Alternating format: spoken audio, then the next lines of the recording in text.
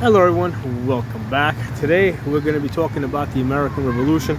We're going to be talking about why it was successful, some reasons why it happened, and who fought in it and what were their motivations. Okay, so as far as why the American Revolution was successful, two key reasons that I tend to focus on.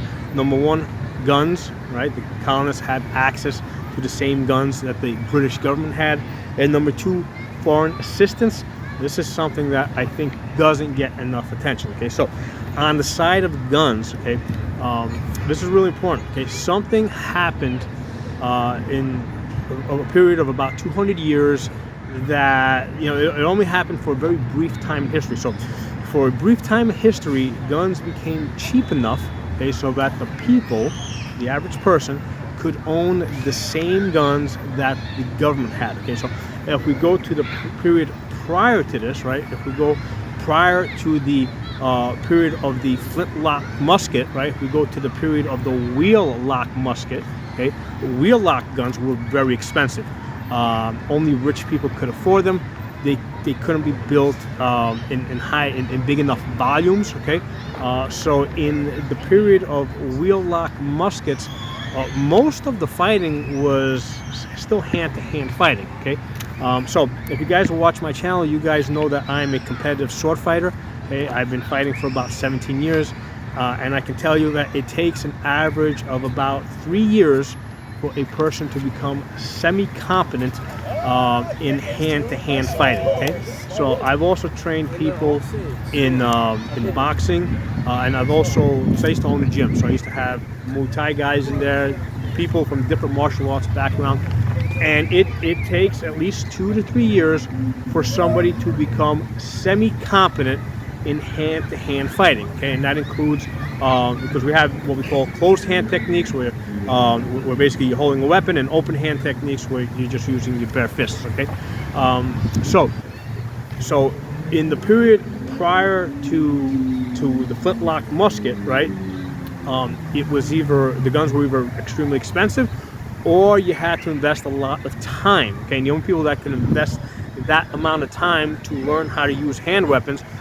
were basically rich people, okay, or professional soldiers, okay, professional fighters. They couldn't just be like farmers doing it on the side. Okay, when we get into that time period around the American Revolution, we find the period of the flintlock musket.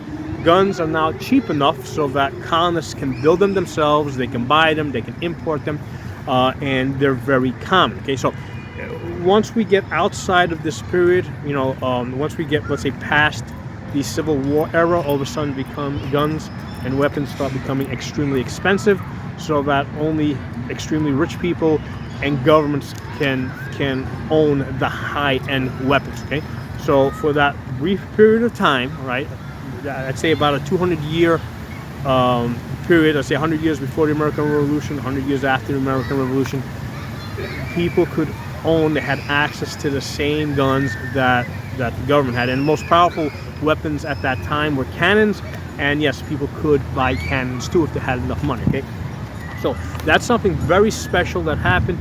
This has a lot to do with the reason why the American Revolution successfully happened at the time that it happened. Okay, there were prior attempts at forming republics in Europe during earlier time periods, and they were not very successful. Okay, prior revolutions were not very successful. It's only when the guns are cheap enough that the people have the same guns as the oppressors is there a chance of success. Okay, now the other important element to this is the foreign assistance. Okay, very important to understand that Benjamin Franklin was sent to Europe, okay, for two purposes. Number one, to basically he was told under no circumstances was he to actually make peace with the British. He was there to basically stall for time and try to basically recruit the French to assist the colonists. Okay, so to put that into context, okay, the colonists trying to get the French to assist them. At the time, the British and the French were the two superpowers, okay, and the two were enemies. And in fact, 20 years prior, the colonists had assisted because they were actually part of the British Empire. They basically fought against the French in the French and Indian War, and George Washington was a young officer in that army fighting against the French. Okay, so interesting here to understand is that George Washington 20 years later is now, using the people to assist him in this revolution that he was basically killing 20 years earlier. Okay, so the modern day equivalent, okay, would be, let's say if we had a modern revolution today, the modern day equivalent, let's say here in the United States, would be for revolutionaries in the United States to ask the Russians or the Chinese, as being the other superpowers, to assist against fighting the federal government. Okay, so that would be the modern day equivalent, and that's the reason why the people that participated in this revolution, especially at the point where the French were involved, were in fact committing an act of treason against their own government. Now, on the French side, the French basically what assistance did the French provide? Okay, really important. Number one, they provided more guns. Okay, really important. Number two, okay, extremely important, they provided guidance to people like George Washington. Okay, because here's the thing: George Washington, during the French and Indian War, I mean, he was an officer. He wasn't like a super general or anything. Okay, in fact, during the American Revolution, George Washington lost most of the battles that he fought. Okay, so he was not highly successful in his military endeavors. So, and here's the thing: after George Washington was kicked out of New York, his mind was set on trying to get back into New York, which would have been extremely difficult, because New York City in particular was occupied by lots of loyalists. Okay, so it was the French that told them, hey, you know what, this New York, trying to invade New York City, not a great idea, but why don't you take a look at Yorktown over here, because this is someplace where I think you might have a better chance of success. Okay, that was the French telling George Washington, why don't you look on this side of the map over here.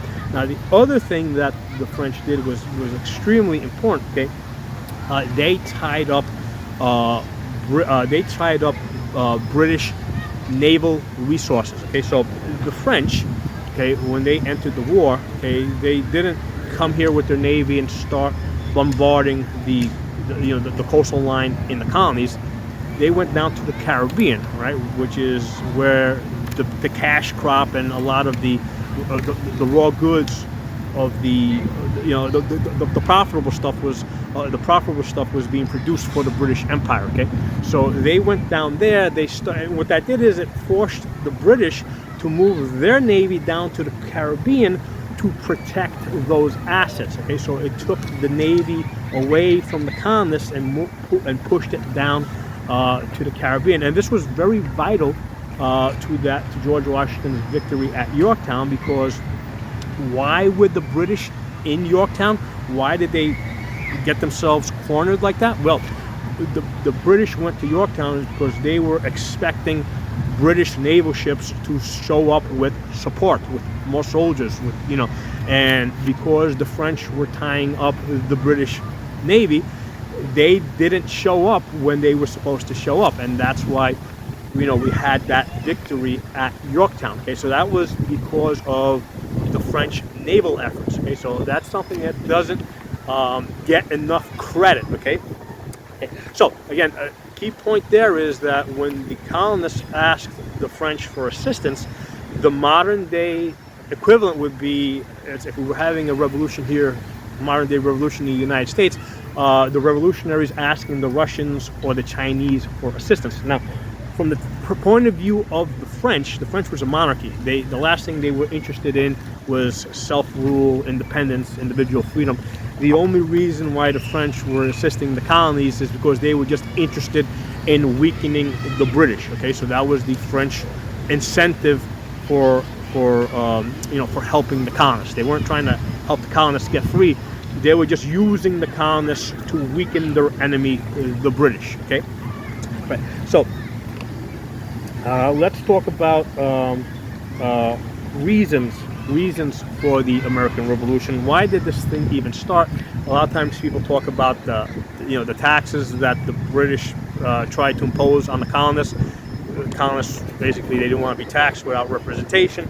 But first of all, why were they doing this? Why did they try and tax them? Well, 20 years earlier, the British government had waged this war, the French and Indian War, right, in the western territories, to protect the colonists from the French, right, from the French enemy.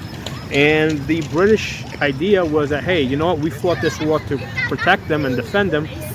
We should make them pay for it. Hold on for a second. All right, sorry for that interruption. So that's an important thing to understand, that the reason for this taxation was, from the British perspective, is they had fought this war to protect the colonists from the evil French, and they thought that they should pay for all the expenses incurred for that war. Right? And George Washington was one of the officers that fought in that war on the side of the British against the French. Okay, now, aside from that, right, going beyond that, because a lot of times people focus on this taxation part, and in my opinion, this was a good way to motivate the population, because the entire population, even the poor people, were subject to this 2% tax, okay, or 2-cent tax. It wasn't even 2%. I think it was like a 2-cent tax. So it was a tiny little tax, right, which is kind of funny, because today we pay like 30% taxes, 40% taxes, and we suck it up. And here you got these guys going to war supposedly over a 2-cent tax on the beverage, right? So here's the thing: the revolution was not really started or run by the poor people. Okay, it was really started at the top, right? So let's look at guys like George Washington. Why was he interested? He was already a rich guy. Why would somebody like George Washington be interested in participating in this revolution? Okay, so George Washington was a landowner, a land speculator in Virginia, okay, and he was very interested in the territories to the west, okay, modern day West Virginia, Tennessee area, very interested in that. However, the treaties that the British had with the Indians prevented him from expanding into those areas. And that now I'm just using George Washington as the example, but it wasn't limited to George Washington. In fact, all of the colonies at all levels, from individual to the states, to the colonies themselves at the governmental level, were interested in those territories to the west that the British treaties were preventing them from accessing. And this was a big motivation for wanting to separate from the British. They wanted those lands to the west, okay?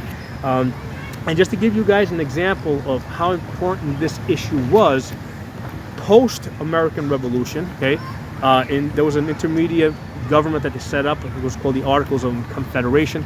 One of the issues that they addressed two issues. Number one, they actually signed a peace treaty with the British, right? Because even after the British surrendered at Yorktown, they could have just sent over another army, right? So they actually, two things that that intermediate government did. Number one, they actually signed a peace treaty with the British. But number two, they figured out what they were going to do with the territories to the west, because all the colonies wanted those territories to the west, and the fear was that the colonies were now going to go to war against each other, as they almost did. That area that we call Washington, D.C., well, the three states surrounding that almost went to war over that area that we now call Washington, D.C., and that's why they ended up cutting it up into its own little thing over there. But there was a real fear that the colonies would go to war with each other, with the territories to the west. And the compromise that they came up with, right, was that, hey, none of the colonies were going to get the lands to the west.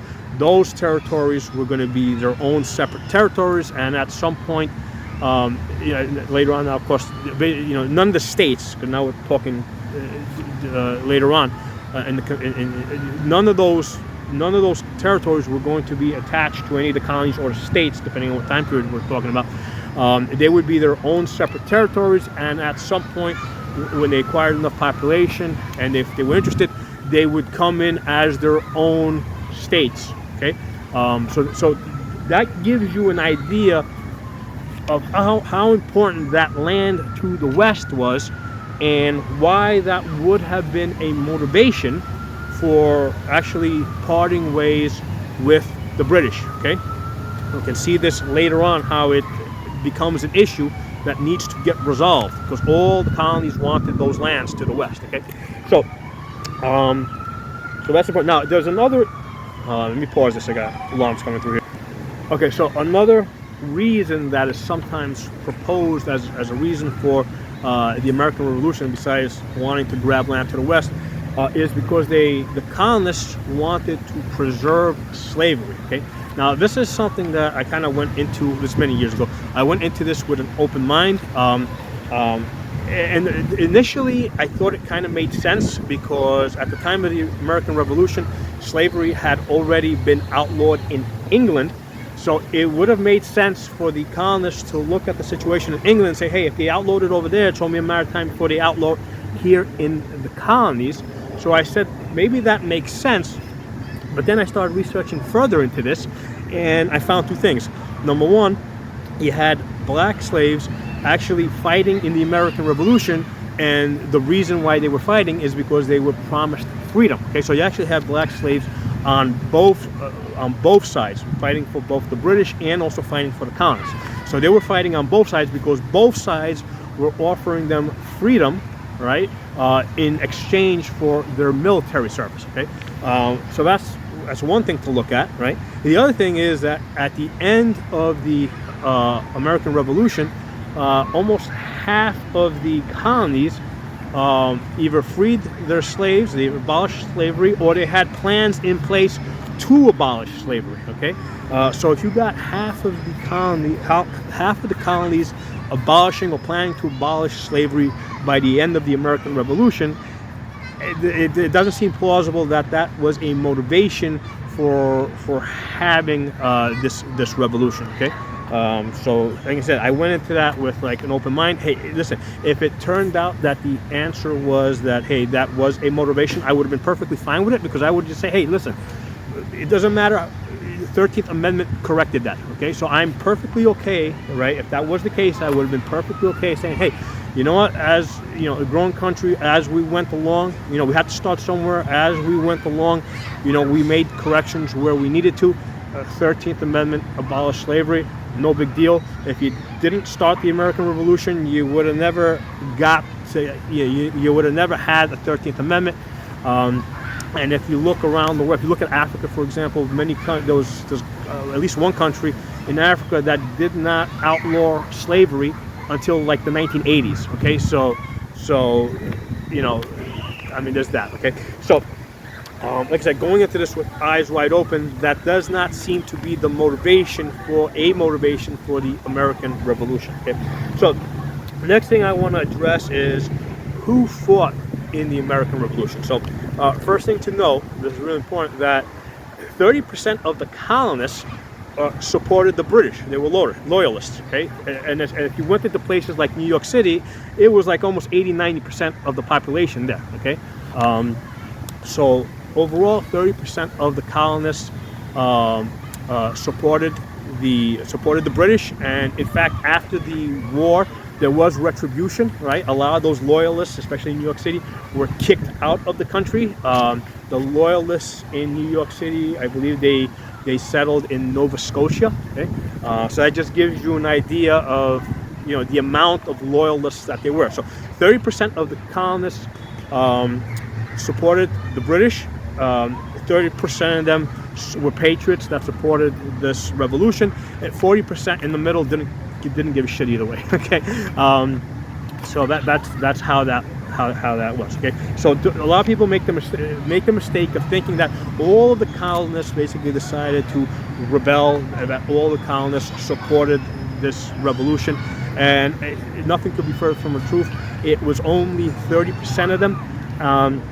And I would argue that the American Revolution was, in fact, the first Civil War. Okay, that was actually more of a civil war, I think, than the actual Civil War of the 1860s, because in the 1860s, you basically had a very fine line, north and south, two very defined armies fighting against each other. So it's almost like two nations fighting against each other.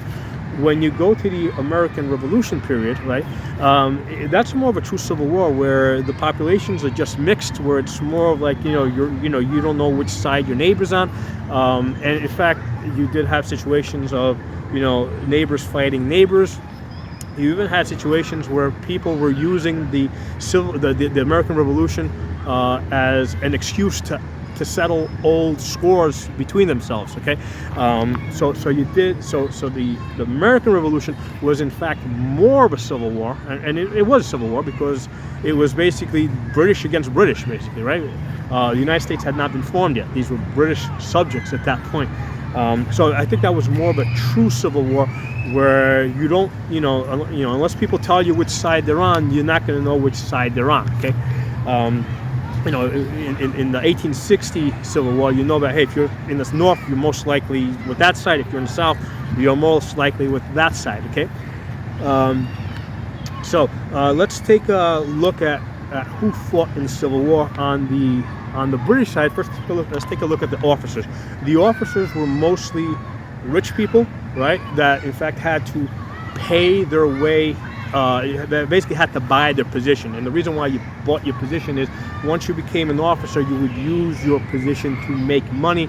And what I found out is that what a lot of the British officers did is they took basically black slaves belonging, I guess, to the revolutionaries, right? And they took them as war contraband, and they sold them in the West Indies as slaves. Okay, so a lot of the British officers were in fact stealing black slaves and reselling them. Okay, so that's a very interesting thing that I found out. But basically on the British side, the officers were mostly all rich. On the Patriot side, right, on the revolutionary side, it was kind of a 50-50. Half of them were rich, half of them were like tradesmen, farmers, people of some means but not necessarily rich, businessmen. On the rich side, right, most of them were basically fighting this war because they were looking for opportunities. Okay, George Washington, for example, looking for land grab opportunities to the west. But important to keep in mind there, right, is somebody like George Washington. They were, going into the war, they were a completely different person than the person that came out of the war, right? So at the end of the war, he was first president of the United States, only served one term reluctantly, okay? There's no way he would have accepted a crown and made king. At the beginning of the American Revolution, if they had offered him a crown, right, and I think he would have took it, right? So he went through some changes because of that war experience, okay? And then you look at somebody, let's say like Benedict Arnold, right? So there's a prime example of somebody, a colonist that picked a side for the purpose of looking for opportunities of advancement. Okay, and when he didn't get those opportunities of advancement from the colonists, he basically said, okay, well maybe the British have a better deal for me. Okay, so and then we see this with a lot of George Washington's generals. George Washington spent a lot of time fighting his own generals, right? Because they were all looking to take his position. So George Washington spent a lot of time fighting his own generals, kind of trying to fend them off when they were trying to jockey for power. So that's an important aspect of the internal politics of this American Revolution. Okay, so that's the officer side. Now let's look at the enlisted side, right? And on the British side, right? And a lot of people think that the British basically loaded up ships from England, and loaded up ships full of soldiers from England and brought them here to the colonies. Okay, part of the British strategy was to actually recruit among the colonists. Okay, so who were the British soldiers? Who were the soldiers in the British Army? They were colonists, right? Because remember, we said earlier that 30% of the colonists supported the British and basically enlisted with them. So a big chunk of the British Army was colonists. Not strictly, but a big chunk of it was in fact colonists. It also included some black slaves that they were able to recruit with the promise of freedom. Okay, but for the most part, almost everybody that was enlisted was poor. Okay, now let's take a look at the colonial side, right, on the Patriot side. Let's take a look at the enlisted there, because that's extremely interesting. 50% of the enlisted in George Washington's Continental Army, right, were off the boat Irish. Okay, off the boat Irish. Didn't why would people from Ireland come here to fight in this revolution, right? Let's look at some of the motivation. What was going on in Ireland at the time? There was a famine, right, that they were blaming on the British government. So you had lots of death going on in Ireland. People had lost family members. I suspect that a lot of these off-the-boat Irish came here with one goal in mind, right? And it wasn't because they read the Declaration of Independence, okay? They came here to kill British, okay? They wanted to kill British. They came here with the intention of basically, they wanted to take a dagger and stab it right into the eye of the British, okay? They had real hate in their heart, and that's an important thing. That's one of the things to understand when it comes to a revolution, okay? If you know, and this is a general thing, okay?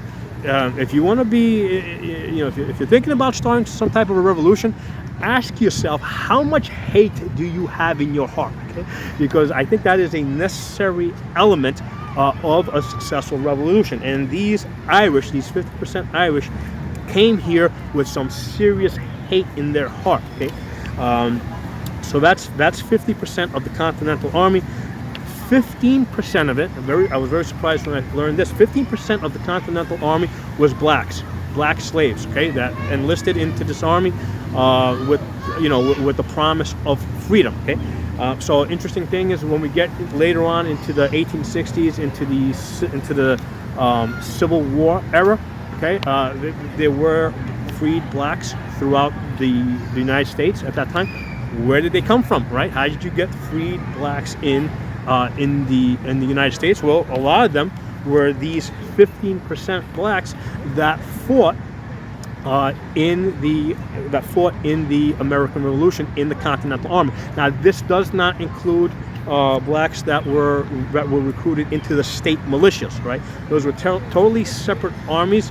We would have to look at each one individually, and from what I read, all of the colonies, right? All of the colonies were recruiting blacks into their militias with the promise of freedom, with the exception of South Carolina. Okay, so all of them, with the exception of South Carolina, were recruiting blacks to fight for them. Okay, so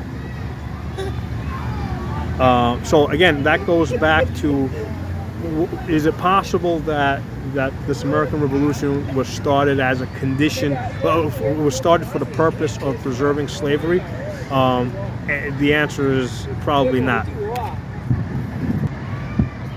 All right, so next thing to take a look at is who are the other 35%. Okay, so we got 50% that are off the boat Irish, 15% that are black. Okay, so that leaves us 35%. So who's the other 35%? I mean, that's like, I would guess 35% general colonists. It would have been a mix of Germans, Irish, English, so it would have been a general mix. Mostly poor people, right? It's not likely that, because if they had any money, they would have went in as officers, okay? But so these are all poor people, okay? All right, so those are some of the important points I wanted to say and see if there's any. So going back, finishing off here, one of the things that has come up on many occasions is that on some occasions by certain leftist socialist groups is that part of the reason for the American Revolution was to preserve slavery, and that does not seem to make sense if at least 15% of them are fighting in this war, okay? And also doesn't make sense if at the end of this American Revolution half the colonies have abolished slavery or have plans to abolish slavery, okay? So that's an important piece of information for you guys to keep in the back of your mind anytime somebody throws that bit out there. Now, as far as the South, okay, because obviously the South, they did not didn't abolish slavery, and they didn't have plans to abolish slavery, but what they did agree to, by the time we get around to ratifying the Constitution, they agreed to restrict the importation of new slaves. Okay, so they did agree to that. Now, why would they do such a thing if the South was dependent on slavery for their economy? Okay, really important point here. Okay, at this point, at the time of the American Revolution, the cotton gin had not been invented yet. Okay, and it wasn't until the cotton gin was invented that that basically cotton production became like the super industry that it became by the time of the American Civil War in the 1860s. At this time, at the time of the American Revolution, I think tobacco was the main product of the South. Okay, so slavery in the South was not the huge economic powerhouse that it is, I don't know, some 60, 70 years later. Okay, so that's an important thing. So again, another reason why it doesn't make sense that the American Revolution would have been started for the purpose of preserving slavery. Okay, now, like I said earlier, if the facts had led to yes, it was, I would have been perfectly okay with it because the 13th Amendment corrects it, right? I mean, it abolishes it. So it doesn't matter how you get to the 13th Amendment. If you didn't start with this American Revolution, you would have never gotten to the 13th Amendment. Okay, so that's basically part of the process of getting there. So let me know what you guys think. If you have any additional information you want to add to this, please do in the comments. I'll talk to you all soon. Hello everyone, I want to add one more thing. A lot of leftist, socialist Democrats on the left have argued over the years that the purpose of the Second Amendment was so that the South could control the slaves.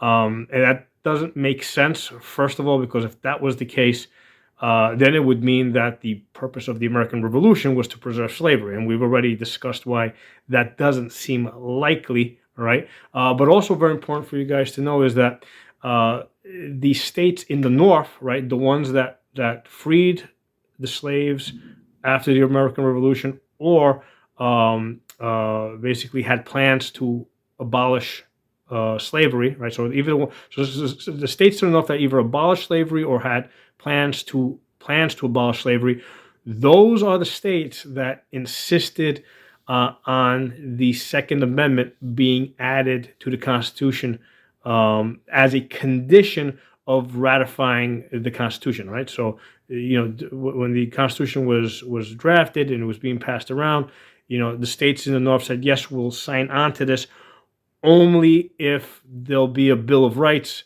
that includes a right to bear arms. Okay, so that came from the North. That came from the what ended up being the abolitionist states. Okay, the states that were the first to abolish slavery or had plans to abolish slavery. So that's why that argument that the Second Amendment was put there to, for the sole purpose of controlling the slaves does not make sense. Okay, so I invite you guys to research this further. So everything I said, I mean, don't take my word for it. I'm kind of putting it out there as general knowledge for you guys to take an interest in and basically research further on your own. I'll talk to you all soon.